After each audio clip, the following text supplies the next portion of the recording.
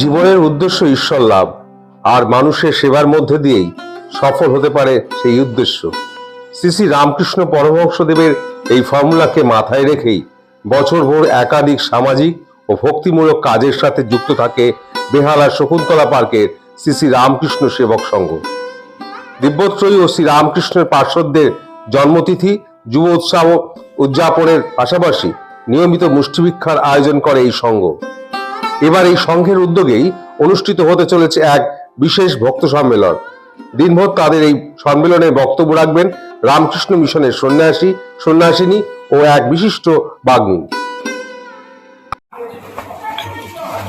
নমস্কার, আমি তপন ভট্টাচার্য, সম্পাদক, শ্রী শ্রী রামকৃষ্ণ সেবক সংঘ, শকুন্তলা পার্ক। আপনাদের বছরের শুরুতে সবাইকে জানাই আমার আন্তরিক প্রীতি ও শুভেচ্ছা। আপনারা অবগত হবেন যে আমরা আগামী 11ই জানুয়ারি সারাদিন ব্যাপী একটি ভক্ত সম্মেলনের আয়োজন করেছি।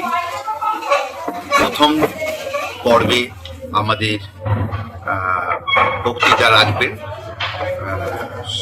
ওড়িশা সারদা মিশনের অধ্যক্ষা নির্ভীকপাড়া মাতাজি এবং স্বপন মুখোপাধ্যায়, গৃহী ভক্ত এবং যশস্বী একজন বক্তা। আর তারপরে ভোগ প্রসাদের একটি ব্যবস্থা থাকবে এবং দ্বিতীয়ার্ধে নরেন্দ্রপুর বিদ্যালয়ের অধ্যক্ষ মহারাজ শ্রীশানন্দজি উনি বক্তৃতা রাখবেন।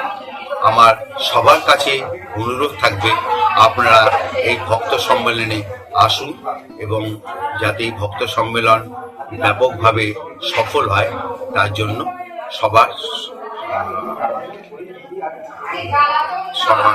সবার আমি সহযোগিতা কামনা করি। ধন্যবাদ।